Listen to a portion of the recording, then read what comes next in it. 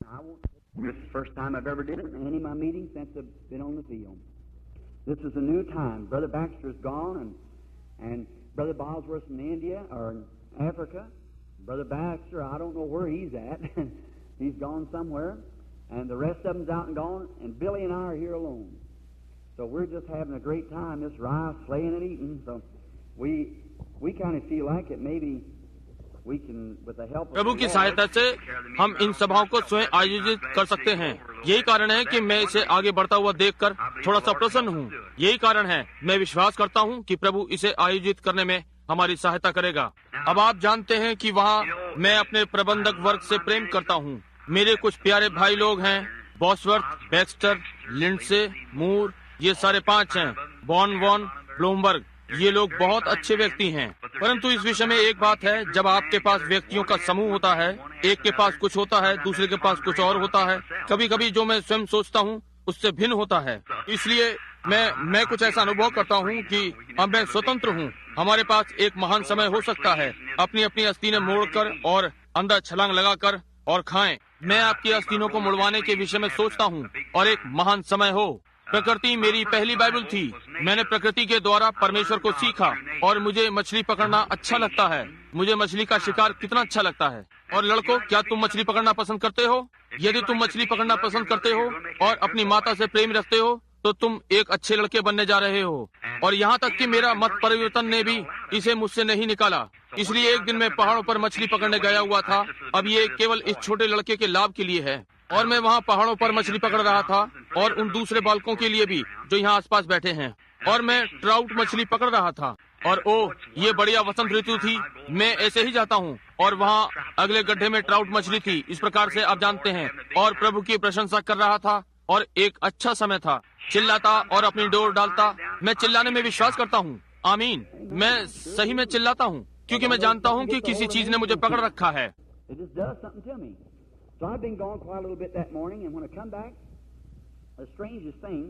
और वहाँ उस क्षेत्र में बहुत सारे भालू हैं, न्यू हैम्पशायर में, जहाँ मैं मछली पकड़ता हूँ। वहाँ मैं छोटा सा डेरा लगा लेता हूँ। मैंने एक छोटा पुराना सा तंबू लगा रखा था। एक छोटे से गोल तंबू में रह रहा था, और वहाँ काले भालू सबसे नटखट चीज हैं।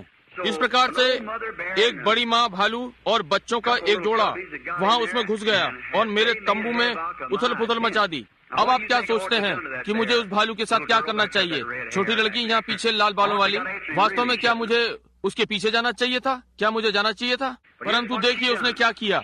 वो माँ भालू अंदर आई, उसने मेरा तंबू फाड़ दिया और उसने हर एक वस्तु बिखेर दी, और जो कुछ मेरे पास वहाँ था वो सब खा गई। और वो तो बहुत अच्छा कर रही थी।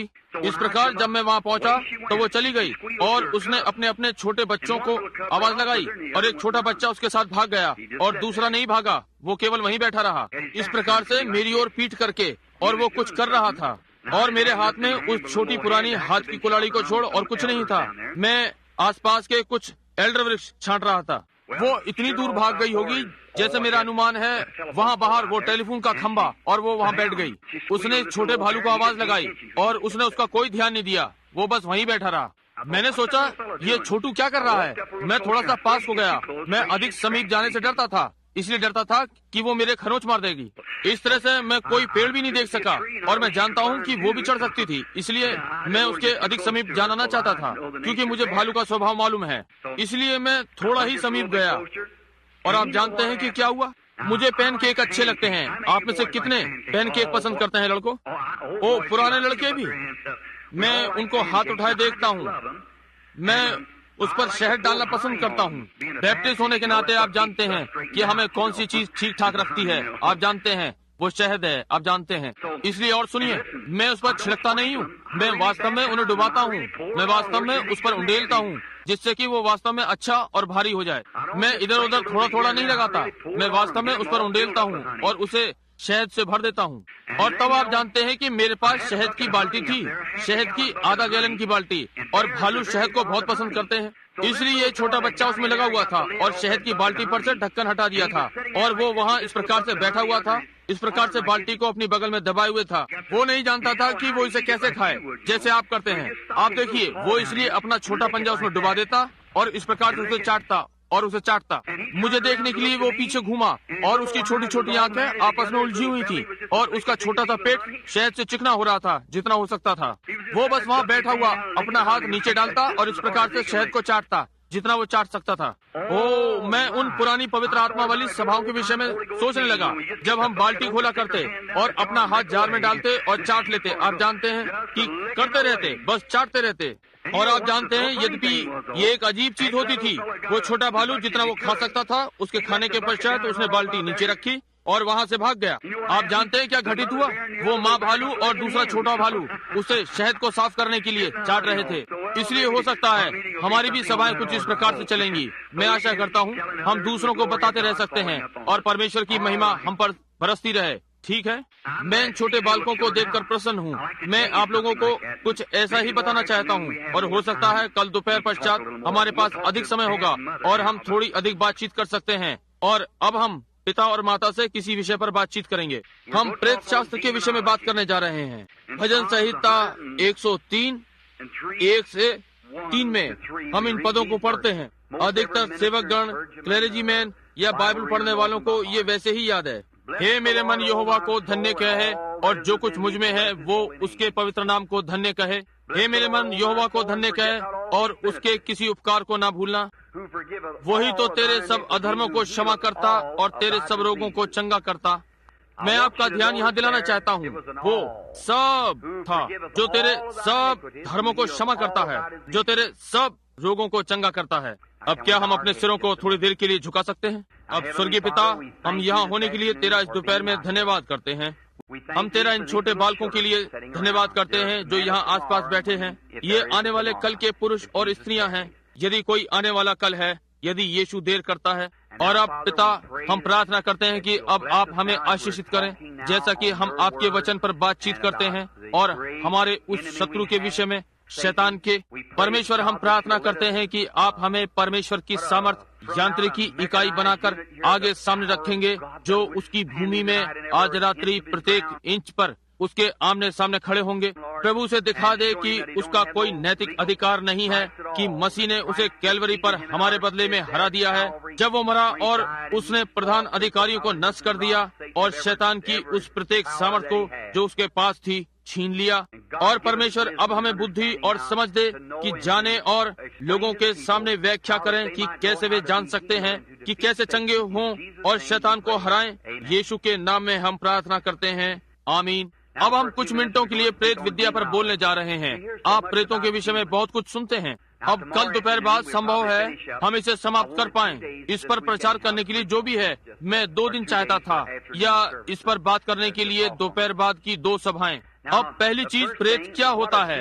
आपने बहुत से लोगों को प्रेत के विषय में बातचीत करते सुनते हैं। अच्छा, ठीक है, प्रेत, शैतान, ये सब एक शब्द से आया है और अंग्रेजी में ये यातना देने वाला कहलाता है। वो जो यातना देता है शैतान है, एक दुष्ट। वो कहता है, अब आज बाइबल बहुत से लोगों के लिए वो एक पुरानी पुस्तक है जो दादा और दादी पढ़ती हैं, या ऐसे ही कुछ, इससे अधिक नहीं कि इसे पुराने लोग पढ़ते हैं और आदि आदि। परंतु ये गलत है, ये प्रत्येक के लिए है। और प्रेत यातनाएं देने वाले हैं जो हमें यातना देते हैं। अब ये प्रेत होते हैं जो मनुष्य के प्राण में आते हैं, और ये शैली ज्ञान में है जो कि होता है। मैं ये कहूँगा, यद्यपि वो प्रेत आत्मा जो प्राण में आती है, वो कुछ ऐसा है जो प्राण को यातना देती है। बहुत सी बार आप किसी व्यक्ति को देख सकते हैं जो पागलपने में हो सकता है वो मत परिवर्तित व्यक्ति हो, पवित्र आत्मा से भरे हुए हों, और तब भी पूरी तरह से पागल हों। समझे? ये ठीक बात है, इसका प्राण से कोई लेना देना नहीं है। ये यातना देने वाला है। देखिए, कुछ ऐसा जो उन्हें यातना देता है। अब पहले हमें ये सारे रोग मालूम करने पड़ेंगे। ये सारे रोग शैतान से आए हैं। परमेश्वर रोगों का बनाने वाला नहीं है। परमेश्वर की ओर से कोई रोग नहीं आता। कभी कभी परमेश्वर शैतान को अवसर देता है कि आपके ऊपर रोग को एक कोड़े के समान लाए, ताकि आपको परमेश्वर के भवन में वापस लाए जब आपने आज्ञा का पालन नहीं किया होता है। परंतु रोग आरंभ से शैतान की ओर से आता है। क्या आप कल्पना कर सकते हैं कि एक व्यक्ति ये विश्वास करेगा कि परमेश्वर हमारा स्वर्गीय पिता ऐसी चीज का रचयिता होगा, बीमारी और मृत्यु जैसी चीज का? नहीं, वो कभी भी नहीं था, न कभी होगा। परमेश्वर मृत्यु की अनुमति देता है, आज्ञा तोड़ने के कारण परमेश्वर मृत्यु की अनुमति देता है। जैसा कि एक लेखक ने कहा है, मृत्यु कुल मिलाकर ये कर सकती है, परमेश्वर ने इसे घोड़ा गाड़ी में जोत दिया है और ये हमें परमेश्वर की उपस्थिति में खींचकर ले जाती है, एक विश्वासी को। परंतु मृत्यु शब्द का अर्थ है अलगाव। यीशु ने कहा, वो जो मेरे वचन सुनता और उस पर विश्वास करता है, जिसने मुझे भेजा है, उसके पास अनंत जीवन है। और उसने कहा, मैं पुनरुत्थान जीवन हूँ। वो जो मुझ पर विश्वास करता है, यदि वो मर भी जाए तो भी वो जीवित रहेगा। और जो कोई भी मुझ में जीवित रहता है और मुझ में विश्वास करता है, वो कभी न मरेगा। और हम एक दूसरे की देहों को अपनी उस निर्दयी कब्र के अंदर बंद कर देते हैं, परंतु वो कभी नहीं मरेगा। अब आप यदि ध्यान दें, जब उसने लाजर के विषय में कहा तो उसने कहा, लाजर सोता है। चेले हम जैसे मनुष्य थे, उन्होंने कहा, ओ यदि वो सोता है तो अच्छा करता है, उसका अर्थ विश्राम कर रहा है। उन्होंने यही सोचा, परंतु वो आया और उनसे उनकी भाषा में बोला। उसने कहा, वो मर गया जो तुम विश्वास करते हो, परंतु कहा, मैं उसे जगाने के लिए जाता हूँ। समझे? जब आप मृत्यु का अर्थ अलगाव है। अब यदि आप में से एक को चाहिए आपके परिवार का कोई मर जाए या वो कुछ भी है, यदि वो बदला हुआ है, नया जन्म पाया हुआ, तो वे मृत नहीं हैं। वे मानवता की दृष्टिकोण से मृत हैं, परंतु वे केवल हमसे अलग हो गए हैं, परंतु वे परमेश्वर की उपस्थिति में हैं। वे मृत नहीं हैं, वे मर नहीं सकते, उनके लिए मरना संभव नहीं है। यीशु ने कहा, वो जो मेरा वचन सुनता है और मेरे भेजने वाले की प्रतीति करता है, उसके पास अनंत जीवन है और वो न्याय में नहीं आएगा, परंतु मृत्यु से पार होकर जीवन में प्रवेश कर चुका। इसलिए वो मर नहीं सकता। कोई भी चीज जो अमरणहार है, अनंत है, वो नष्ट नहीं हो सकती। वो अविनाश जीवन है, उसके पास ये है, क्योंकि परमेश्वर ने ये उसे दिया है। और योग्यता अनुसार नहीं, ये बिना शर्त परमेश्वर उसे देता है। परमेश्वर बुलाता है। कोई भी मनुष्य परमेश्वर के पास नहीं आ सकता जब तक परमेश्वर उसे ना बुलाए। यीशु ने कहा, कोई मनुष्य मेरे पास नहीं आ सकता जब तक मेरा पिता ही उसे ना बुलाए, उसे खींचे। ये ठीक बात है ना? इसलिए इस सब में परमेश्वर है। हो सकता है आने वाले कल दोपहर बाद हम इस पर थोड़ा और ध्यान करेंगे, क्योंकि मैं आपके लिए इस रोग की बात को लेना चाहता हूँ ताकि आप इसे समझ सकेंगे। एक समय था जब हम अपने परदादा में अंकुरित हुए। आप ये जानते हैं, डॉक्टर ये जानते हैं, जी हाँ, आप भी जानते हैं, आप बाइबल पढ़ने वाले, आप जानते हैं जीवांश जीवन आपके परदादा में आरंभ होता है कि जीवाणु बने और अपने दादा में से होते हुए तब अपने पिता में, फिर अपनी माता में, और अब आप यहाँ हैं। ये ठीक बात है। पवित्र वचन भी यही शिक्षा देता है। यदि आप चाहें तो यहाँ पर आपके लिए वचन है। मैं विश्वास इसका करता हूँ। ये कहा गया कि लेवी ने दशमांश तब दिया जब वो अब्राहम के अंदर था, जो कि उसका परदादा था। ये ठीक बात है ना? इसलिए देखिए कि जीवांश वहाँ पीछे से था, परंतु आपके प्राण पृथ्वी की रचना से पहले बने थे, जब परमेश्वर ने मनुष्य को अपने स्वरूप में बनाया था। आत्मिक मनुष्य, न कि एक मनुष्य अपने स्वरूप में, परंतु मनुष्य अपने स्वरूप में। समझे? और उसने उन्हें नर और नारी बनाया। इससे पहले उसके पास मनुष्य पृथ्वी की मिट्टी में होता। आज हमारे पास इस दोपहर बाद अवसर होता कि हम इसमें पीछे की ओर अध्ययन में जाते।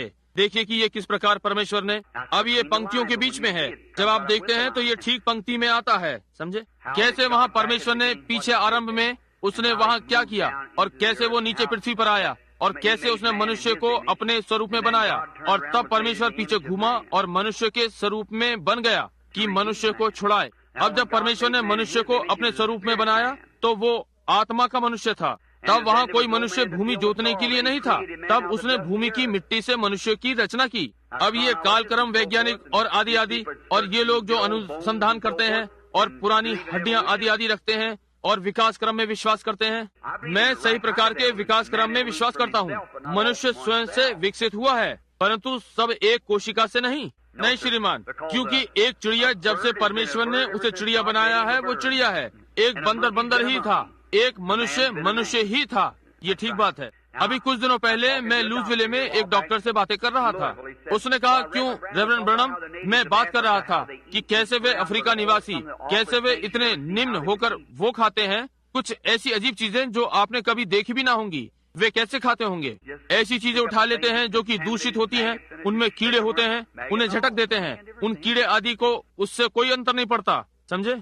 उन्होंने कहा कुछ भी पी लेते हैं, कोई अंतर नहीं पड़ता, ये क्या है? उसने कहा परंतु रेवरेंड ब्रैनम, वे लोग मनुष्य नहीं हैं। मैंने कहा ओ हाँ वे हैं, जी हाँ, वे वास्तव में मनुष्य हैं। मैंने कहा मनुष्य जाति के समय पे चीज पशु श्रृंखला में चिंपैंजी है, और आपने पिछले 4000 वर्षों से ये यत्न किया है कि एक फुसफुसाहट उस चिंपैंजी से सुने, और वो ये नहीं कर सकता। मैंने कहा क्योंकि वो सोच नहीं सकता, उसके पास कुछ नहीं है जिससे कि वो सोचे।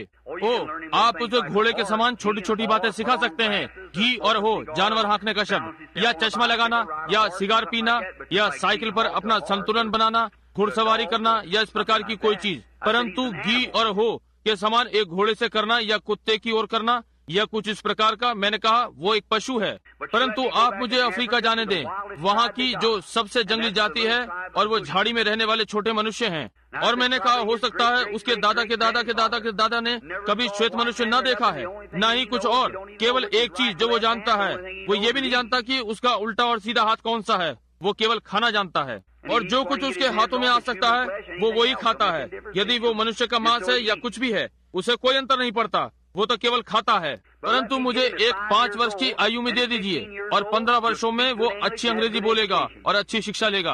क्यों? उसके अंदर प्राण है। परमेश्वर ने उसे मानव बनाया है, और उसके पास भी वैसे ही सुसमाचार सुनने का अधिकार है, कम से कम एक बार, जैसा कि हम यहाँ आसपास में सारे अमेरिका में लोगों को प्रचार कर रहे हैं, बार बार और बार बार, और निवेदन, समझाना और सब कुछ कर रहे हैं। उसे एक बार सुनने दें, उसे चिल्लाते और ऑल्टर की ओर जल्द ही दौड़ते हुए देखिए, समझे? जी हाँ श्रीमान।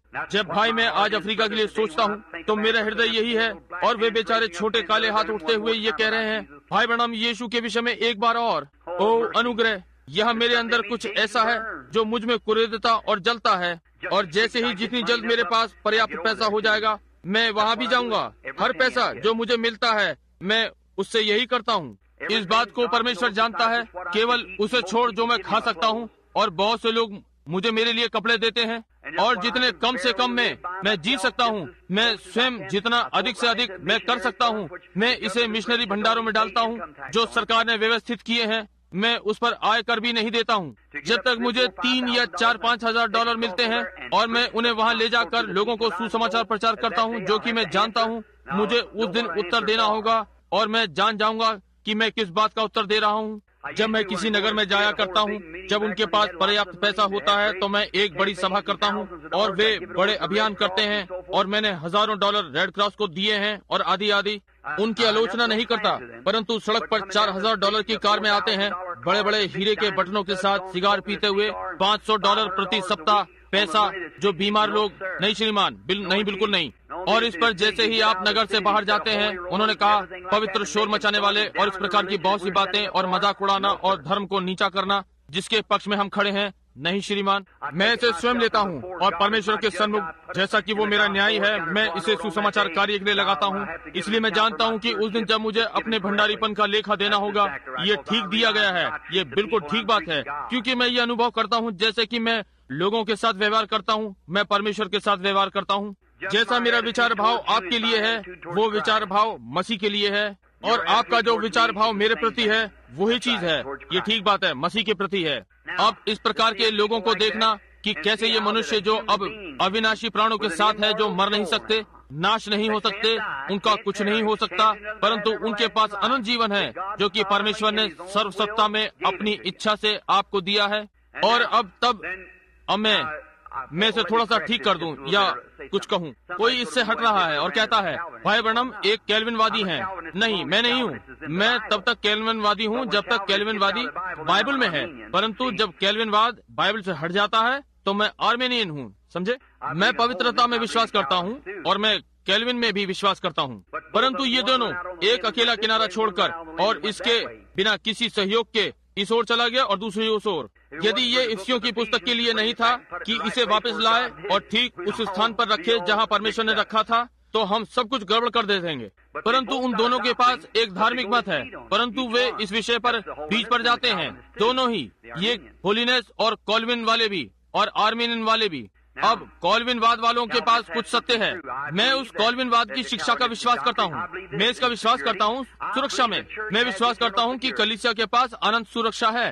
कोई भी बाइबल का पढ़ने वाला ये जानता है, क्योंकि परमेश्वर ने ये पहले ही कह दिया है कि वो बिना दाग या दोष के प्रकट होंगे। ये ठीक बात है। तो फिर यही होने जा रहा है। क्या ये ठीक है? कलीसिया अनंतता के लिए सुरक्षित है। अब क्या आप कलीसिया में हैं? ये आगे की बात है। यदि आप कलीसिया में हैं तो आप कलीसिया के साथ सुरक्षित हैं, परंतु अच्छा है कि आप कलीसिया में स्थिर रहें। और कलीसिया में आप कैसे आते हैं? हाथ मिलाने के द्वारा? नहीं।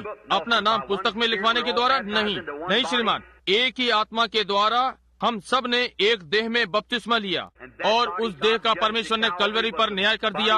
वो यीशु मसीह की देह थी, और हमने एक आत्मा द्वारा उस देह में बपतिस्मा लिया है। जब तक हम मसीह की देह में हैं, हमारे पास अनंत सुरक्षा है। हमें कोई अलग नहीं कर सकता, हमें कोई नहीं छू सकता।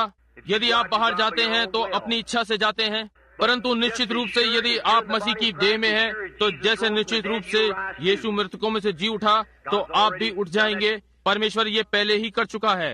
वो आप पाप नहीं कर सकते। ओ, आप करते हैं। मैं आपकी दृष्टि में पापी हो सकता हूँ, परंतु यदि मैं मसीह में हूँ तो परमेश्वर इसे नहीं देखता, क्योंकि उसके पापों का प्रायश्चित हो गया। उसके लहू ने मेरे पापों की क्षतिपूर्ति वहाँ कर दी है। समझे? मैं पाप नहीं कर सकता। वो जो परमेश्वर से उत्पन्न हुआ है वो पाप नहीं कर सकता, क्योंकि वो नहीं कर सकता। परमेश्वर का बीज उसमें बना रहता है। समझे? वो उसकी इच्छा होती है। यदि वो गलती करता है तो निश्चय ही वो तभी उसे स्वीकारने की इच्छा रखता है। यदि वो वास्तविक मसीह है तो वो ये करेगा। यदि वो इसे रोके रखता है तो वो दर्शाता है आरंभ से ही उसमें कुछ नहीं है। परंतु यदि वो वास्तविक मसीह है, ठीक यहाँ आप गेहूं का दाना भूमि में बोते हैं, ये सदा गेहूं का बीज ही होगा। कटीली झाड़ियाँ उसके चारों ओर हो सकती हैं और बहुत सी बातें, परंतु वो गेहूं का दाना ही होगा जब तक वो स्थिर रहता है। ये ठीक बात है। और यदि वास्तव में परमेश्वर की आत्मा से उत्पन्न हुआ है तो वो अंदर बाहर आगे और पीछे नहीं होता। वो सामने संसार में और यहाँ नहीं श्रीमान, नहीं नहीं। आप एक दिन कटीली झाड़ी और दूसरे दिन गेहूं का दाना नहीं है। परमेश्वर के खेत में ये नहीं है। जी नहीं श्रीमान। यदि आप परमेश्वर के आत्मा से उत्पन्न हुए हैं तो आप उसी समय से मसीह हैं, जब तक आप कुछ नहीं कर जाते, और तब आप परमेश्वर के साथ अविनाशी हैं। ये ठीक बात है यदि आप कलीसिया में हैं। अब हम मृत्यु के विषय में बात करें। अब कैसे एक व्यक्ति ऐसी दशा में, इस प्रकार की स्थिति में कभी रोगी हो सकता है? क्योंकि आपकी ये देह अभी तक छुड़ाई नहीं गई है। आपकी देह छुड़ाई नहीं गई है। इससे कोई मतलब नहीं कि आप कितने अच्छे हैं और कितने संत हैं और कितने पवित्र हैं और कितना पवित्र आत्मा है। ये केवल आपका प्राण है, और आपका प्राण अभी तक पूर्ण नहीं है। इसमें केवल अभी आशीष परमेश्वर की प्रतिज्ञा है, जो कि हमारे उद्धार का बयाना है। परंतु अब यदि हमारे पास हमारे पुनरुत्थान का बयाना नहीं है, कोई दिव्य चंगाई नहीं है, तो फिर मेरे पास कोई विश्वास नहीं है, या मेरे प्रमाण के लिए कुछ नहीं है कि कोई पुनरुत्थान है। जैसे कि यदि मसीह मेरे हृदय में नहीं रहता, यदि मुझे किसी प्रकार का मनोविज्ञान बातें जो पीछे दृष्टिगोचर होती हैं, उनका कहीं पर विश्वास करना पड़ता है, तो फिर मैं एक छोटे से विचार के भूल में हूँ। यही कारण है कि अफ्रीका में जब वे मिशनरी यहाँ आते हैं, उन हजारों निवासियों को लाते हैं और वे पुरानी मट्टी की मूर्तों को दबाए रहते हैं और बहुत सी चीजें, क्योंकि उन्होंने बाइबल के मनोविज्ञान वाले भाग को सुना है। ये ठीक बात है। मेरा अपना बैप्टिस्ट, मेथोडिस्ट, प्रेस्बिटेरियन वे सब वहाँ गए हैं, परंतु जब उन्होंने परमेश्वर की सामर्थ को व्यवहारिक रूप में होते देखा तो ये तय हो गया, तब वे जान गए कि वो परमेश्वर था। परंतु अब ये क्या है जो रोग आरंभ करता है? अब पहली बात, इससे पहले कि ये रोग बने, ये आत्मा है। बिल्कुल वैसे ही इससे पहले कि आप मनुष्य बने, आप एक आत्मा थे। अब मैं भाई विलिट्स को उदाहरण के रूप में लूंगा। भाई विलिट्स, मैं एक समय था जब आप और मैं कुछ नहीं थे, और तब पहली चीज परमेश्वर ने हमें जीवन दिया। अब हम ले माना यदि मैं आपकी देह इस दोपहर में लूं और आप ढेर सारी कोशिकाओं से बने हैं जो कि परमाणुओं से एक दूसरे को थामे हुए हैं, और अब यदि यीशु देर करता है तो एक दिन ये परमाणु नष्ट हो जाएंगे। आप पीछे की ओर चलेंगे, वे वैसे ही हो जाएंगे जैसे आरंभ में थे, वापस हवा में चले जाएंगे। परंतु जब आपकी आत्मा लौटती है, वे परमाणु फिर एक साथ इस आत्मा के साथ आएंगे और दूसरे भाई विलेट ले आते हैं, बिल्कुल इसी वाले की तरह, केवल युवा, जब वो अपनी सुंदर चरम अवस्था में थे। जब एक मनुष्य अपने 25वें वर्ष को पार करता है तो उसकी आंखों के नीचे थोड़ी झुर्रियां आ जाती हैं और कुछ सफेद बाल आ जाते हैं।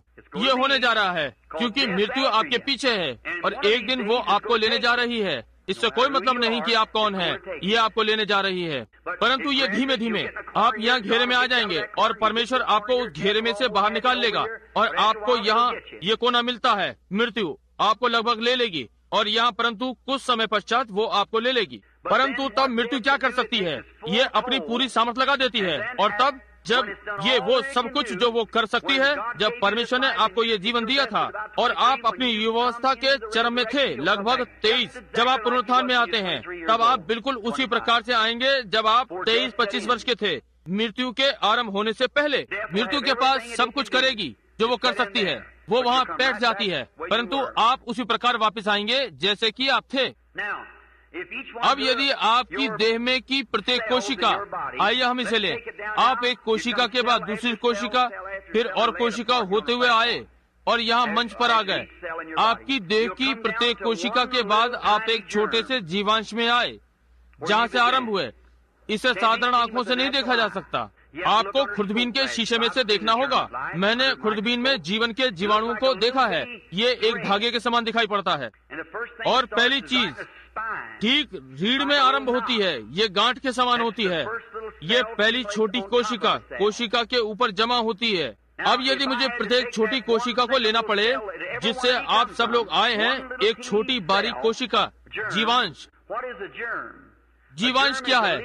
एक जीवाणु छोटा सूक्ष्म कोशिकाओं में सबसे छोटा, ठीक है। उसके पश्चात अब मैंने आपको आपके प्रत्येक भाग से लिया है इस छोटी कोशिका तक, और मैंने अभी तक आपको नहीं पाया, मैंने आपकी कोशिकाओं को केवल रखे हुए पाया। अच्छा, तो फिर अगली चीज लहू कोशिकाएं और मांस कोशिकाएं और वे जो कुछ भी हैं वे सब यहाँ रखी हुई हैं, परंतु मैंने आपको अभी तक नहीं पाया। और अब मैं एक जीवाणु में आ गया, ठीक है। अब मैं इस कोशिका को अलग करने जा रहा हूँ। अब आप कहाँ हैं? आपका जीवन, और जीवन पहली कोशिका बनाता है जो कि एक जीवाणु है। तब हर चीज उसके स्वभाव के अनुसार, कुत्ते से कुत्ता, चिड़िया से चिड़िया, मनुष्य से मनुष्य बढ़ने वाली कोशिकाएं, कोशिका फिर कोशिका फिर कोशिका फिर कोशिका बढ़ती है। जो आप हैं एक मनुष्य, बढ़ती हुई कोशिकाएं। अब यह परमेश्वर द्वारा नियुक्त हुआ था कि ऐसा हो। परंतु अब कैंसर के विषय में क्या है? आइए हम उसके विषय में थोड़ी बात करें। अब परमेश्वर ने आपको जीवन दिया है और कहता है आज तुम यहाँ हो, मैं यहाँ हूँ, यहाँ मेरे हाथ में कुछ नहीं है। कभी ऐसा हो सकता है कि मेरे हाथ में कैंसर हो। अच्छा, तो कैसे ये कैंसर वहाँ आ गया? चलिए देखें वो कैंसर क्या है। अब हम इसे अलग लें, चलिए हम इसे ले लें। अब ये भी कोशिकाओं का झुंड है, क्या आप ये जानते हैं? फोड़ा, मोतियाबिंद या कोई सी भी चीजें, ये कोशिकाएं हैं। इनका अपना कोई रूप नहीं होता। कुछ इनमें से फैल जाते हैं और कुछ मकड़ी के समान दिखते हैं और कुछ दिखते हैं रेखा चली जाती है। एक लाल कैंसर, लाल लंबे धागे के समान जो सीधा चलता है, और तब एक गुलाबी कैंसर जो कि अधिकतर महिलाओं के स्तन पर होता है। ये पैनकेक के समान एक दूसरे पर रखा होता है। तब वे फैलते जाते हैं और वे कहीं भी उत्पन्न हो जाते हैं। कभी कभी फोड़े, ट्यूमर असंतुलित अवस्था में होते हैं। इस प्रकार तिरछे और हर तरह उनका कोई रूप नहीं होता, क्योंकि वे एक आत्मा से हैं जिसका कोई रूप नहीं होता। परंतु ये बढ़ने वाली कोशिकाएं होती हैं, ये कोशिकाओं का झुंड होता है। मान लीजिए अब आपकी सीधी ओर फोड़ा या कैंसर है। ये बढ़ने वाली कोशिकाएं हैं जो बढ़ती हैं, बढ़ती हैं, बढ़ती हैं। ये आपके जीवन को आप में से खा रही हैं, चूस रही हैं। ये लहू के बहाव पर जीवित हैं। मोतियाबिंद आंख का श्लेष्म लेता है और उसी पर बढ़ता है और स्वयं से ढांक लेता है और आपकी आंख को बंद कर देता है। उनमें से कुछ आते हैं और कभी नहीं लेते, जैसे तपेदिक। ये एक छोटा सूक्ष्म जीवाणु के समान अंदर आती है। इसका आकार से कोई संबंध नहीं है। उसी आकार का जीवाणु हाथी को बनाता है, चिकारे को बनाता है, समझे? जीवाणु के आकार से कोई संबंध नहीं है। उनमें से कुछ देह का रूप लेते हैं, कुछ नहीं लेते हैं, और कुछ कोशिकाओं में कभी नहीं जाते, कुछ आत्मा हो जाते हैं और प्राण को यातना देते हैं। हम उस भाग को लेने का यत्न करेंगे। मैं वो भाग कल दोपहर बाद के लिए छोड़ दूंगा, यदि मैं ले सका, कि वो प्राण आत्मा कहाँ से आती है और कैसे यहाँ है। और अब मित्रों, मैं ये किसी प्रकार के मनोविज्ञान से नहीं बता रहा हूँ। मैंने वर्षों से प्रेत आत्माओं के साथ व्यवहार किया है और आप ये जानते हैं। यदि आप ये बात जानते हैं कि कभी कभी रात्रि में सभा समाप्त होने के पश्चात क्या होता है, आप नहीं जानते। याद रखिए, जब आप किसी आत्मा के विरुद्ध खड़े होते हैं तो आपको मालूम होना चाहिए कि आप किस विषय में बात कर रहे हैं। वहाँ केवल खड़े होकर बस कुछ करते ही न रहिए, क्योंकि इससे कोई लाभ ना होगा। परंतु जब वास्तव में प्रेरित आत्मा को आपको आज्ञा का पालन कराना होता है तो वो इसे पहचानता है। ये वो नहीं है कि आप कितनी जोर से चिल्लाते हैं, इससे कुछ नहीं होता कि कितना तेल आप उंडेलते हैं। ये वो है कि पीछे क्या है जिससे कि वो पहचानेगा सत्य। यीशु ने उससे कहा, बाहर निकला। ध्यान करिए, चेले हाथ पैर चला रहे थे और जोर लगा रहे थे और उसे बाहर निकालने का यत्न कर रहे थे और आदि आदि। उन्होंने कहा, हम क्यों न इसे बाहर निकाल सके। कहा, तुम्हारे अपने विश्वास के कारण। कहा, उसमें से बाहर निकला। लड़का गिर पड़ा और ऐसा भयंकर दौड़ा पड़ा जैसा कभी नहीं पड़ा। समझे? वे अधिकार को पहचानते हैं। वहाँ उन आवारा लड़कों को देखिए जिन्होंने पौलुस को प्रेत आत्मा को निकालते देखा था। उन्होंने कहा, हम भी ये कार्य कर सकते हैं। किसी याजक के पुत्र थे, इसलिए वे गए और बोले, हम प्रेत आत्मा को निकाल सकते हैं। प्रेतों के काम 19वां अध्याय। वे एक मनुष्य के पास गए जिसे मृगी का दौरा पड़ता था और कहा, हम यीशु के नाम में शपथ धराकर तुझसे कहते हैं। उसमें से निकला। प्रेत आत्मा ने कहा, अब यीशु के नाम में जिसका पौलुस प्रचार करता है। प्रेत आत्मा ने कहा, मैं यीशु को जानती हूँ और पौलुस को जानती हूँ, परंतु तुम कौन हो। आप जानते हैं क्या घटित हुआ। उस मनुष्य पर टूट पड़ी और उनके कपड़े फाड़ दिए और उन्हें दौरे पड़ने लगे और वे सड़क पर भाग गए। वे ही प्रेत आत्माएं आज रहती हैं। इसलिए बहुत से धार्मिक उन्माद हैं। आज सांझ ये कलीसिया, आज राष्ट्र में बहुत से धार्मिक उन्माद हैं जो दिव्य चंगाई करने वालों को कहते हैं। इन्हें बंद कर देना चाहिए। ये वास्तव में बदनामी के कारण हैं। इसलिए आपको ऐसा कठिन संघर्ष करना पड़ता है। आज बहुत सी बातें हैं जो धर्म कहलाती हैं। इन्हें बंद कर देना चाहिए। कुछ नहीं, आराधनाएं हैं। यही है जो परमेश्वर की सच्ची कलीसिया से कठिन संघर्ष करवाता है। परंतु हम अमेरिकन हैं। देखा, ये इसी प्रकार होना है। परमेश्वर कहता है, गेहूं और बेलें और झाड़ियां एक साथ उगती हैं, उन्हें उखाड़ने का प्रयत्न न करो, उन्हें एक साथ बढ़ने दो, परंतु उनके फलों से आप उन्हें पहचान लेंगे। वहाँ कोई फल नहीं है। क्यों? वहाँ कोई जीवन नहीं है, वहाँ कुछ भी नहीं है। अब इस कोशिका पर ध्यान दीजिए। उदाहरण के तौर पर लें, जैसा कि बहुत सी बार लाल कैंसर अक्सर महिला के गर्भाशय पर आक्रमण करता है, महिलाओं को आघात पहुंचाता है और आदि आदि। अब ये हम इसे लें, वो वहाँ पर उसकी कोशिकाओं में है। ये कैंसर। अब एक कैंसर, हर शारीरिक चीज आत्मिक का प्रतीक है। क्या आप ये जानते हैं कि हर शारीरिक चीज बगैर सोचे आत्मिक का प्रतीक है। उदाहरण के लिए इस प्रकार, जब हम यीशु की देह में जन्म लेते हैं तो हमारे जन्म के लिए 3 तत्व होते हैं, और ये 3 तत्व जब वो मरा तो मसीह के जीवन से बाहर आते हैं। उसकी देह में से पानी, लोहू, आत्मा निकले। क्या ये ठीक है? 3 तत्व। इन्हीं 3 तत्वों में से होते हुए हमारा नया जन्म होता है। न्यायोचित, पवित्रीकरण, पवित्र आत्मा का बपतिस्मा। अब ये सब एक साथ कार्यवंत हो सकते हैं, परंतु इसमें लगता है आप बिना पवित्रीकरण के न्यायोचित अवस्था में हो सकते हैं। आप प्रभु यीशु मसीह पर विश्वास कर सकते हैं और तब भी आप अपनी गंदगी अपने साथ लिए रहते हैं, परंतु आप पूर्णतः न्यायोचित और स्वच्छ पवित्र जीवन में एक समय जीवित रह सकते हैं और बगैर पवित्र आत्मा के हों। बाइबल देखिए, पहला यूहन्ना 5:7 में कहा है, 3 हैं जो वहाँ स्वर्ग में गवाही देते हैं, पिता, पुत्र और पवित्र आत्मा। और पिता वचन और पवित्र आत्मा जो कि पुत्र था, और ये 3 एक हैं। और यहाँ पृथ्वी पर 3 हैं जो गवाही देते हैं, पानी, लहू और पवित्र आत्मा। और ये एक में सहमत हैं, एक नहीं परंतु एक में सहमत हैं। बिना पुत्र के आप पिता को नहीं ले सकते, बिना पवित्र आत्मा के आप पुत्र को नहीं ले सकते, क्योंकि ये अलग नहीं हो सकते हैं।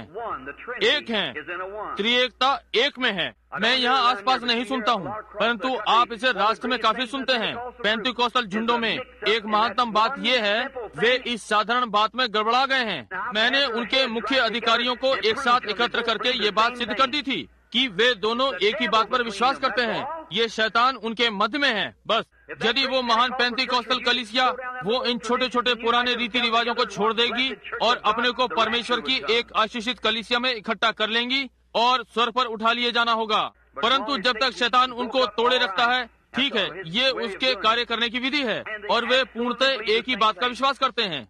एक कहता है ठीक है, ये इस प्रकार से है। मैंने कहा भाई, यदि ये वो है तो वो ये है, इसलिए आप यही हैं, इसलिए ये सब एक ही बात है, परंतु आप उसमें त्रिएकता के परमेश्वर में हैं। अब परमेश्वर अपने एकवाद में है, परमेश्वर पिता, पुत्र, पवित्र आत्मा। अब हम ये नहीं कहते हमारे ईश्वर जैसे कि मूर्ति पूजक, ये हमारा परमेश्वर, समझे? ये तीन तह परमेश्वर है। अब ध्यान दें, शैतान भी त्रिएकता में है और उसकी सामर्थ्य त्रिएकता में है। अब ध्यान दें, जब जल, लोहू और आत्मा एक नए जन्म को उत्पन्न करते हैं, क्या ये ठीक है? अब ध्यान दें, यही है जो नए जन्म का प्रतिनिधित्व करता है। नए जन्म का क्या प्रतिनिधित्व है? इससे पहले कि नया जन्म हो, जब आपकी माताएं, जब एक बालक उत्पन्न होता है, पहली बात क्या होती है? पानी, अगली लहू, अगली, देखिए ये जीवन को बनाता है, देखिए व्यक्ति को बनाता है, पानी, लहू, आत्मा। अब हम आगे को कैंसर के लिए देखें। हमारे पास 5 मिनट बचे हैं। मेरा अनुमान है लगभग अगले 5 मिनटों में हम कैंसर को देखें। ये व्यक्ति क्या है? ये क्या दर्शाता है? ये कूड़ा हटाने वाला है। ये गिद्ध को दर्शाता है, मरी वस्तुएं खाता है। और कैंसर कुचले हुए स्थानों से आता है, अधिकतर जहाँ कोशिकाओं पर चोट लगी हो और वो टूट गई हो, और छोटी कोशिका वहाँ पर पिछड़ जाती है। ओ, ये बैप्टिस्ट के लिए एक बड़ी बात है कि नहीं? ठीक है, परंतु ये पिछड़ जाती है वो कोशिका। मैं बैप्टिस्ट हूँ जो कि पिछड़ जाने में विश्वास करता हूँ। उस दिन किसी ने यहाँ अरकानसास की सभा में कहा, बोला, भाई ब्रनम, वो नाज़रीन व्यक्ति था, वो चंगा हुआ था, उसका वो नगर में अपनी बैसाखियों को कंधे पर रखे हुए जा रहा था। उसने कहा, आप जानते हैं, बोला, जब मैं पहली बार आया तो मैंने सोचा कि आपको प्रचार करते हुए सुना, मैंने सोचा कि आप नाज़रीन हो। उसने कहा, तब मैंने देखा कि अधिकतर लोग पेंटेकोस्टल हैं, और किसी ने मुझे बताया कि आप पेंटेकोस्टल हैं, और अब आप ये कह रहे हैं कि आप बैप्टिस्ट हैं। कहा, मैं नहीं समझ पाया। मैंने कहा, ओह, ये बहुत सरल है। मैंने कहा, मैं पेंटेकोस्टल, नाज़रीन, बैप्टिस्ट, इसलिए ये ठीक है। ठीक है, नहीं, हम मसीह में एक हैं, पवित्र आत्मा के द्वारा हम एक बन रहे हैं। ये ठीक बात है। अब ध्यान दें, ये छोटी कोशिका जब कुचल जाती है तो पिछड़ जाती है। ये थोड़ा सा आरंभ करती है, दूसरा जीवाणु इधर उधर दौड़ता है कि अपना जीवन उसमें डाल दे, और यही वो पीप है जो छाले में आती है। यही वो छोटा सिपाही है जो आपके जीवन के लिए लड़ता है। वे वहाँ दौड़ते हैं, उस जहर पर आक्रमण करते हैं। वे शैतानी शक्तियाँ वहाँ इकट्ठी होने का प्रयत्न करती हैं और अपना जीवन देती हैं। यही है जो बनता है। वे छोटे मृत सिपाहियों का झुंड है। वो पीप जो आपके लहू में है, वो उस छाले या घाव में है, वे आपको बचाने के लिए अपना जीवन देते हैं। जब एक छोटी कोशिका वहाँ अस्वीकार कर दी जाती है और ये प्रेत आत्मा बढ़ना आरंभ कर देती है, वो कोशिकाओं को बढ़ाना आरंभ कर देती है। बिल्कुल ठीक उसी प्रकार से जैसे आपके बालक आपके गर्भ में आरंभ होते हैं, ये अपनी देह बनाना आरंभ कर देता है। और जैसे आपने अपनी माता में किया, कोशिका के ऊपर कोशिका, कोशिका के ऊपर कोशिका, कोशिका कैसी भी, किसी भी और, उनके पास कोई भी आकार नहीं होता जैसे कि मनुष्य अपने स्वभाव के अनुसार। ये केवल आत्मा से बाहर है, बस किसी और बढ़ना शुरू कर देता है, और कोशिका के ऊपर कोशिका आरंभ कर देगा, कोशिका के ऊपर कोशिका। और अब पहली बात, आप जानते हैं कि आप कमजोर और बीमार अनुभव करना आरंभ कर देंगे। आप डॉक्टर के पास जाएंगे, वो आपको जांचेगा, हो सकता है वो इसे पा सके। यदि वो पाता है तो संभव है वो इसे काट दे। यदि वो इसे साफ तरीके से काट दे तो ठीक है, आपको मिल गया। परंतु यदि वो उसे ठीक प्रकार से ना काट सके, तब यदि ये गले में या कहीं और है जहाँ ये साफ साफ काटा ना जा सके, एक छोटा सा भाग भी वहाँ जीवित रहेगा। देखिए, क्योंकि ये आपके समान नहीं है कि आप अपना हाथ काट देंगे और ये बस हो गया, या कुछ भी, या आप अलग हो गए। मेरा क्या अर्थ है, यदि आप देह का विशेष भाग काट देंगे और अपना हाथ वहाँ छोड़ देंगे तो वो क्यों कर जीवित रहेगा। परंतु देखिए, ये उस प्रकार का जीवन नहीं है जिस प्रकार का आपके पास है। ये चलने फिरने वाली शैतानी शक्ति है। और अब ध्यान दें, आप उन्हें, डॉक्टर लोग इसे कैंसर कहते हैं, परमेश्वर इसे एक शैतान कहता है। आज देखिए, उन्होंने अभी से पाया है कैंसर शब्द कहाँ से आया है। ये एक ग्रीक शब्द से आया है जो चिकित्सा प्रणाली का शब्द है, जिसका अर्थ है केकड़ा। एक केकड़ा जिसे आप समुद्र के किनारे देखते हैं, जिसके ढेर सारे पैर होते हैं। ये इसी प्रकार से करता है, ये बढ़ता है, फैलता है। शब्द कैंसर केकड़ा है, और ये अंदर बढ़ता है और पकड़ बनाता जाता है। जैसे जैसे बढ़ता है, लहू चूसता है, उस ऑक्टोपस के समान या ऐसे ही कुछ। क्यों? एक फोड़ा या ट्यूमर, मोतियाबिंद और दूसरे रोग उनमें से प्रत्येक जीवाणु से आते हैं और उस जीवाणु को एक देह होना है।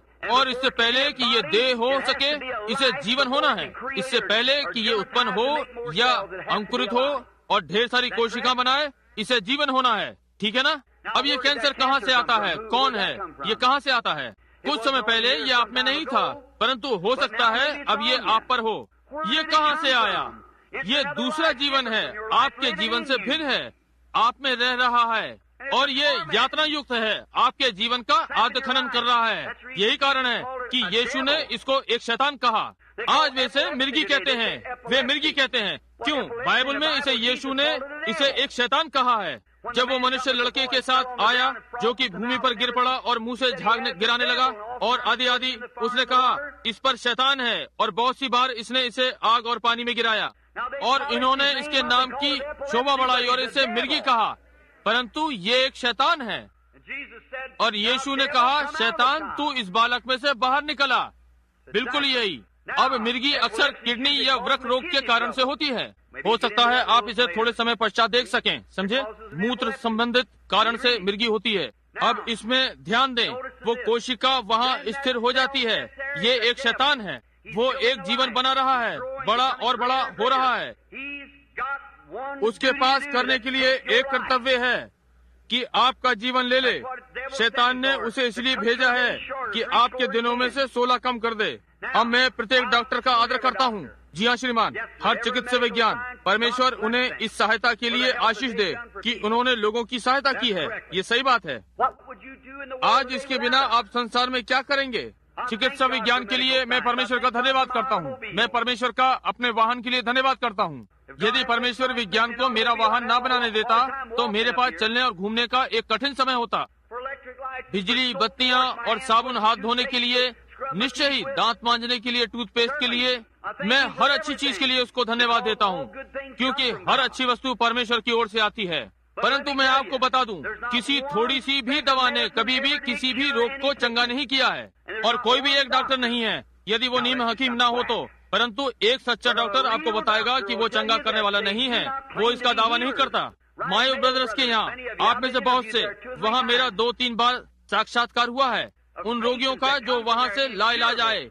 आप रीडर्स डाइजेस्ट में पढ़ते हैं नवंबर का अंक। आप में से कितनों ने नवंबर का अंक पढ़ा है? मेरे ऊपर वो लेख रीडर डाइजेस्ट में है, समझे? और उन्होंने वहाँ मुझे बुलाया, एक बालक का साक्षात्कार जिसे उन्होंने छोड़ दिया था और कहा था कि इसका कुछ नहीं हो सकता, परंतु पवित्र आत्मा मुझसे बोला और मुझे बताया कि ये कैसे किया जाएगा, और ये हो गया। ठीक है, उन्होंने मुझे वहाँ बुलाया और ठीक वहाँ जहाँ जिमी और वे मायो वहाँ हुआ करता था, वहाँ पर एक बड़ा सा लिखा हुआ बोर्ड था कि हम चंगा करने वाले हैं। ये दावा नहीं करते, हम केवल कहते हैं कि हम प्रकृति की सहायता करते हैं। चंगा करने वाला एक है, वो परमेश्वर है। वे संसार में सबसे बढ़िया हैं। अब हमारे यहाँ कुछ नकली डॉक्टर हैं। जी हाँ, ये ठीक बात है। हमारे यहाँ कुछ नकली प्रचारक भी हैं। ठीक है, इसलिए दोनों ओर चलता है। ध्यान दें, कोई भी मनुष्य जो इस बात का दावा करता है कि चंगा करने वाला है, वो गप्पी है, क्योंकि वो ये नहीं कर सकता। क्योंकि बाइबल ने कहा, मैं तुम्हारे सारे पापों को क्षमा करने वाला और तुम्हारे सारे रोगों को चंगा करने वाला परमेश्वर हूँ। मैं अध्ययन कर रहा था और मेरे कमरे में संसार का एक बहुत अच्छा डॉक्टर आया। मित्रों, आप पिछले जीवन को नहीं जानते कि पीछे क्या था और इस प्रकार की बातें मैं आम जनता में नहीं बताता। लोग गुप्त रूप से आते हैं। और आप क्या नहीं सोचते कि आज भी संसार में बहुत से निकोदीमस हैं? निश्चय ही हजारों हैं। वे उस पर देखते हैं और सभा में आते हैं और टी शर्ट पहन करके बैठते हैं या कुछ इसी प्रकार का, उन बढ़िया नामों के साथ कि आप आश्चर्यचकित हो जाएं। ठीक यहाँ सभा में बैठते हैं, कुछ दिनों तक इधर उधर घूमने के पश्चात और गुप्त रूप से बुलाते हैं और किसी को साक्षात्कार के लिए भेजते हैं। और अब कहते हैं भाई ब्रैनम, मैं विश्वास करता हूँ कि ये सत्य है। वे हमारी नाई मनुष्य हैं, निश्चय ही। और हर मनुष्य उस सामने के अंधकार के पर्दे से आगे देखने की इच्छा रखता है। उसे उसमें से एक दिन निकलना होगा। परंतु ये कैंसर और ये चीजें बिल्कुल शैतान है। देह के रूप को धारण करता है, बढ़ता जाता है, आपका जीवन लेता जाता है। अब यदि मैं डॉक्टर के समान करूं, यदि मैं इसे काट कर अलग कर सकूं और भूमि पर डाल दूं, या इस प्रकार के उदाहरण के रूप में कहें, आप इस पृथ्वी पर स्वयं एक कैंसर हैं। अब यहाँ दिव्य चंगाई है। यदि मैं डॉक्टर की विधि से आपसे पीछा छुड़ाना चाहूँ, मैं बस करता रहूंगा, आपकी देह को रगड़ूंगा या कुछ और इसी प्रकार, जब तक कि ये पृथ्वी पर से समाप्त ना हो जाए। वहाँ कुछ भी ना बचेगा। जिस प्रकार की डॉक्टर उस बढ़े हुए भाग को आपसे हटाते हैं, परंतु दिव्य चंगाई के रूप में यदि आप एक कैंसर थे, मैं आपके जीवन को आप में से बाहर निकाल दूंगा और आप आगे बढ़ जाएंगे।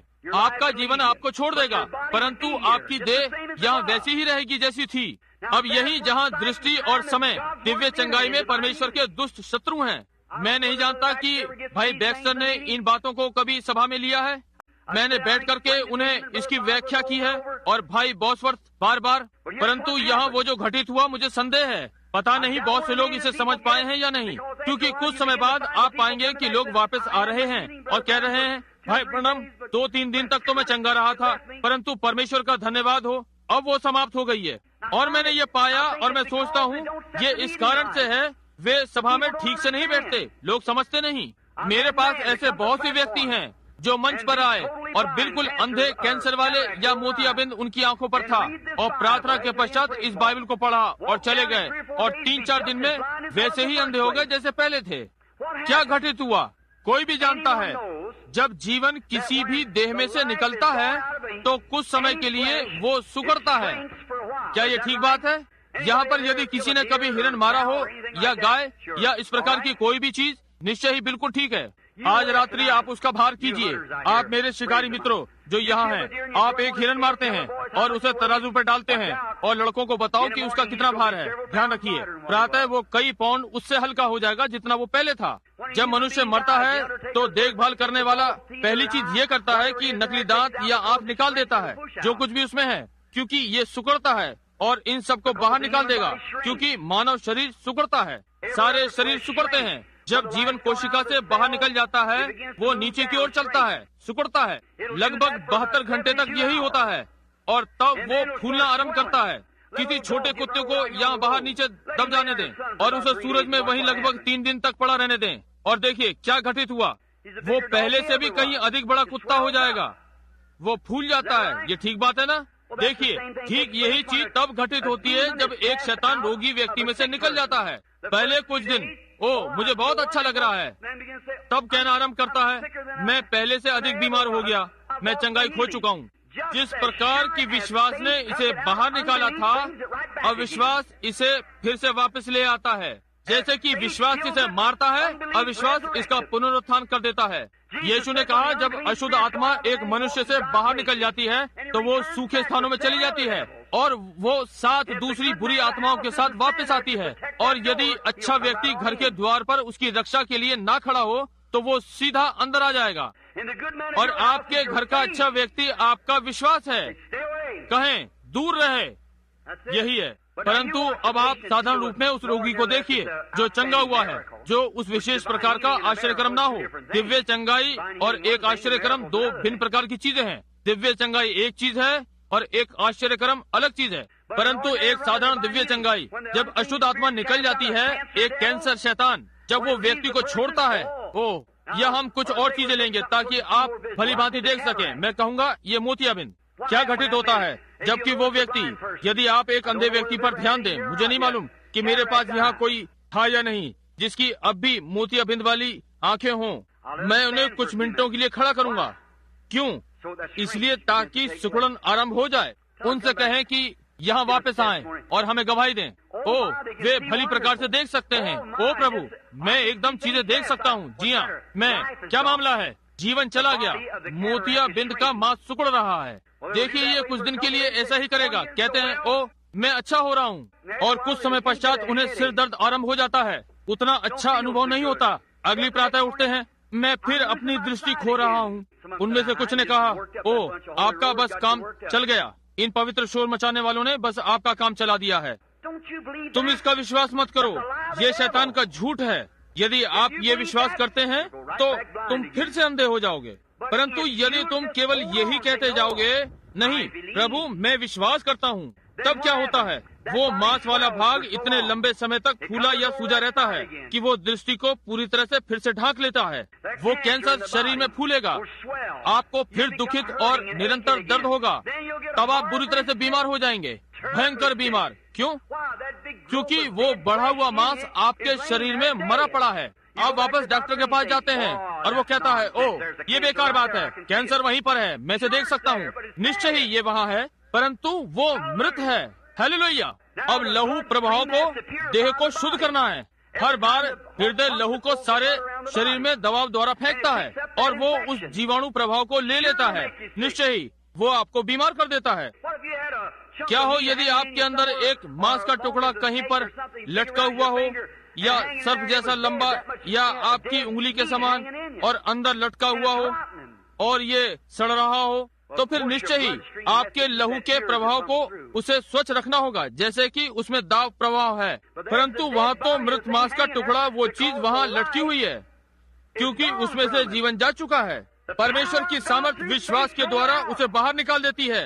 वो शैतान है, उसे छोड़ना ही है, परंतु कारण लोगों को निर्देश नहीं दिया गया, वे चले गए, छोड़ दिया, और वही शैतान वहाँ खड़ा है कि फिर से कब्जा कर ले। जब परमेश्वर आपको कुछ भी इस मंच पर बताता है अपने आत्मा के द्वारा, जब वो प्रेरणा में होता है, तो आप उस पर शंका ना करें, या फिर आपके ऊपर भयानक चीज आ पड़ेगी। उसने ये कहा है, क्योंकि यीशु ने कहा है उस व्यक्ति की बाद की दशा पहले से 7 गुनी खराब हो गई है। ये ठीक है ना? जब अशुद्ध आत्मा मनुष्य में से चली जाती है तो वो सूखे स्थानों में घूमती फिरती है और दूसरी 7 आत्माओं के साथ वापस आती है। इसलिए आप अविश्वास मत कीजिए, उसी के साथ स्थिर रहिए। आपके हृदय से ही इसका अर्थ हो। कहें, नहीं श्रीमान, मैं हिलूंगा नहीं। इससे कोई मतलब नहीं कि मैं कितना रोगी क्यों ना हो जाऊं, उसका इससे कुछ लेना देना नहीं है। तब पहली चीज आप जानते हैं, आप साफ हो रहे हैं, तब सब चीजें ठीक ठाक हो जाएंगी। देखिए, ये मृत हो गया है। शल्य चिकित्सा से जो भाग डॉक्टर आप में से निकालता, वो बढ़ा हुआ भाग आपके अंदर बिना जीवन के पड़ा है। आप कहते हैं उसमें जीवन है। भाई ब्रनम, क्या ये मेरा जीवन ले लेगा? नहीं श्रीमान, वो जीवन आपके जीवन से अलग है। मैंने अभी आपको दर्शाया कि आप एक जीवन है और एक जीवित प्राणी बन गए, और ये एक जीवन है और एक जीवधारी हो गया, और आप परमेश्वर के हैं और ये शैतान का है। आपने देखा मेरा क्या अर्थ है? प्रेत विद्या। अब आपको देखना चाहिए कि वो चीज कैसी दिखती है जब आप खड़े होते हैं और इसको देखते हैं। मुझे खेद है, लगभग 3:30 बज गए हैं, मुझे खेद है। देखो मित्रों, ओ इस संसार को क्या आवश्यकता है। मैं लगभग 7 वर्षों से समस्त अमेरिका में ये शिक्षा दे रहा हूँ और ये चंगाई सभाएं कर रहा हूँ। मुझे अब अच्छी प्रकार से बोध हुआ है कि बाइबल की शिक्षा को सारे राष्ट्र में आरंभ करूँ, और प्रेत विद्या पर कि किस प्रकार लोग समझ सकते हैं कि क्या करना चाहिए। और यही कारण है वे इन सभाओं में बहुत बार जाते हैं और लोगों आदि आप नहीं समझते, वे लोग बाहर आते हैं और बहुत सी बार। अब ध्यान करें, वो व्यक्ति जो आया और कहा कि उसके पास दिव्य चंगाई का वरदान है, दिव्य चंगाई का वरदान आप में ही था। यदि आप चंगे हो गए हैं, ये वो आप हैं। कोई भी वरदान विश्वास के द्वारा कार्यवंत होता है, और इससे कोई मतलब नहीं कि मेरे पास कितना चंगाई का वरदान है। मैं अपने पूरे हृदय से विश्वास करता हूँ, परंतु आप यहाँ खड़े हो सकते हैं, और यदि आपके पास उसी प्रकार का विश्वास नहीं है तो ये आपका कुछ भी भला नहीं करता। मैं आपके लिए घंटों और सप्ताहों और महीनों प्रार्थना करता रह सकता हूँ। ये प्रचारक दिव्य चंगाई के साथ नहीं है, ये आप हैं जिसके पास चंगाई का वरदान है, जो चंगा होने में विश्वास करता है, क्योंकि ये विश्वास के द्वारा है। विश्वास के द्वारा परमेश्वर की प्रत्येक गतिविधि विश्वास के द्वारा है। परमेश्वर के सारे हथियार विश्वास के द्वारा हैं। हमारे पास संसार की कोई भी स्वाभाविक वस्तु नहीं है। मसीही कलीसिया की प्रत्येक बात विश्वास कार्य है।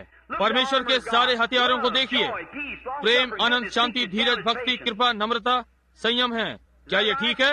हर चीज अलौकिक है, कुछ भी स्वाभाविक नहीं। इसलिए हम स्वाभाविक वस्तुओं को नहीं देखते, क्योंकि हम अलौकिक में कार्रवाई कर रहे हैं। और केवल एक विधि है जिस पर हम निर्भर कर सकते हैं, वो विश्वास है। किस पर? जो परमेश्वर ने कहा है वो सत्य था, और हम अनदेखे को देखते हैं, और हम उन चीजों का नाम लेते हैं जो कि है नहीं, जैसे कि वे थीं, जैसा अब्राहम ने किया और उसे पाया। आमीन। अब्राहम ने उन चीजों के विषय में बातें की जो नहीं थीं, जैसा परमेश्वर ने किया, जैसे कि मानो वे थीं। 100 वर्ष का होने पर भी परमेश्वर की प्रतिज्ञा पर अविश्वास के द्वारा न डगमगाया। मैं इसकी कल्पना कर सकता हूँ, क्या आप नहीं कर सकते? देखिए, एक प्रातः सारा उठी, परमेश्वर ने कहा अब्राहम तुम्हारे पास एक बालक होने वाला है। सारा उठी, कहा, तुम्हें कैसा लग रहा है सारा? ये मिलीजुली भीड़ है, परंतु सुनिए, कोई अंतर नहीं लग रहा। अच्छा, परमेश्वर की महिमा हो, हम इसे पाने वाले हैं। जाओ, जाकर झुंझुना और पिने और सब चीजें तैयार करो। ठीक है, दूसरा माह निकल गया। सारा, तुम्हें कैसा अनुभव हो रहा है? कोई अंतर नहीं। 1 वर्ष बीत गया, सारा उस विषय में क्या है? कोई अंतर नहीं। 10 वर्ष बीत गए, कोई अंतर नहीं। 25 वर्ष बीत गए, कोई अंतर नहीं। अब्राहम विपरीत इसके कि निर्बल हो, वो शक्तिशाली हो गया और स्थिर हो गया। जैसे जैसे समय बीता, वो ये जान गया कि ये चमत्कार से कुछ अधिक होने जा रहा है, क्योंकि उसने परमेश्वर पर विश्वास किया। और अविश्वास में होते हुए वो परमेश्वर की प्रतिज्ञा से टिका नहीं। उसने कहा, हमें मिलने वाला है। और एक प्रातः सारा का गर्भ बढ़ने लगा और छोटा इसाक उत्पन्न हुआ, क्योंकि अब्राहम ने परमेश्वर का विश्वास किया और उसने उन चीजों को देखा और उन चीजों को मान लिया जो नहीं थी, जैसे कि वो मानो थी। भावनाओं के द्वारा नहीं, ना ही देखने के द्वारा। आप भावनाओं के द्वारा नहीं चलते हैं या देखते हैं, ये विश्वास के द्वारा। जब परमेश्वर ने किसी चीज की घोषणा कर दी, कहा, जो कुछ भी तुम मांगो, जब तुम प्रार्थना करते हो तो विश्वास कर लो कि तुम्हें मिल गया, तब उसे पकड़े रहो। परमेश्वर ने ऐसा कहा है, ये ऐसा ही होना है। आमीन। प्रेतो, पिता में विश्वास, पुत्र में विश्वास, पवित्र आत्मा में विश्वास, तीनों एक में है। शैतान कांप उठेंगे और पापी जाग उठेंगे। यहोवा में विश्वास कुछ भी हिलाएगा। ये ठीक बात है। ओ प्रभु, निश्चय ही ये है। परमेश्वर में विश्वास करो, उसे देखो, तुम डिगो नहीं, वहीं स्थिर रहो। परमेश्वर ने ऐसा कहा है। और प्रेत, वे क्या हैं? वे आत्मिक जीव हैं। अब डॉक्टर कहता है, तुम्हें कैंसर हो गया है, तुम्हें टीबी है, तुम्हारे मोतियाबिंद है, तुम्हारे फेफड़ों में पानी है, तुम्हें ये है। ये एक शैतान है, ये एक जीवन है और इसके पीछे एक आत्मा है। कितने ये जानते हैं? और वो कैंसर, मोतियाबिंद देख सकते हैं, इसमें है, इसमें है। ये आत्मा है, इसके अंदर जीवन है। देखिए, बिना आत्मा के किसी में जीवन नहीं हो सकता। आप समझे? इसलिए उसे कार्यवंत करने के लिए कहीं ना कहीं जीवन होना ही चाहिए। यहाँ तक कि वो वृक्ष, उसमें भी जीवन है। संसार में सारा विज्ञान घास का एक तिनका नहीं बना सकता। क्या आप जानते हैं? वो कुछ ऐसा बना सकते हैं जो इसके समान दिखे, परंतु वे जीवन का सूत्र नहीं पा सकते जो कि परमेश्वर है। समझे? यीशु ने पेड़ से कहा, तू श्रापित है, तुझमें कोई फल नहीं है और तुझमें कोई फल न लगेगा। वे वहाँ से फिर निकले। उस दिन प्रातः के लगभग 8 बज रहे थे। लगभग 11 बजे वापस निकले, जैसे कि वे दोपहर का खाना खाने जा रहे थे। तो पतरस ने कहा, उस पेड़ को देखो, वो जड़ से सूख गया। क्यों?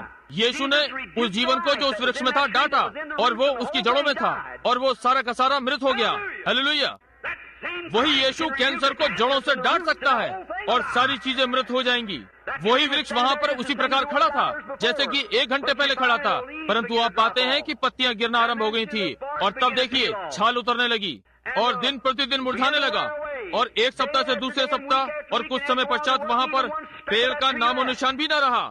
हालेलुया। कैंसर, ट्यूमर यानी फोड़ा, मोतियाबिंद या कोई भी चीज हो, जब यीशु बोलता है तो उसे जाना ही पड़ता है। वो प्रेत आत्मा को निकालता है और उसने कहा, मेरे नाम से वे प्रेत आत्मा निकालेंगे, नई नई भाषा बोलेंगे, सांपों को उठा लेंगे या नाशक वस्तु पी लें तो उन्हें हानि न पहुंचेगी। यदि वे अपने हाथों को बीमारों पर रखते हैं तो वे चंगे हो जाएंगे। क्या आप उससे प्रेम करते हैं? मुझे खेद है, मैंने आपको यहाँ बैठाए रखा। आप प्रभु से प्रेम करते हैं? अब क्या घटित होने जा रहा है? यदि आप मसीह को अपना चंगा करने वाला ग्रहण करते हैं और उसे अपने हृदय में विश्वास करते हैं कि आपको कुछ हुआ और आप विश्वास करते हैं कि आप चंगे हो गए हैं, क्या आप ये विश्वास करने वाले हैं कि आप चंगे हो गए? शैतान को अपने ऊपर कुछ भी ना लादने दें, केवल बढ़ते रहें। डॉक्टर कहता है, डॉक्टर ये कैसा दिखता है? उसने कहा, क्यों? ये तो अभी तक वही है। अपने हृदय में आप जानते हैं कि क्या हुआ है। पहली बात आप जानते हैं, कहते हैं आश्चर्य, इस चीज को क्या हुआ? तब कहते हैं, देखिए डॉक्टर, मैं आपको बताने जा रहा हूँ कि यहाँ क्या घटित हुआ। यीशु मसीह ने मुझे चंगा किया है। ये ठीक बात है, यीशु मसीह ने मुझे चंगा किया है।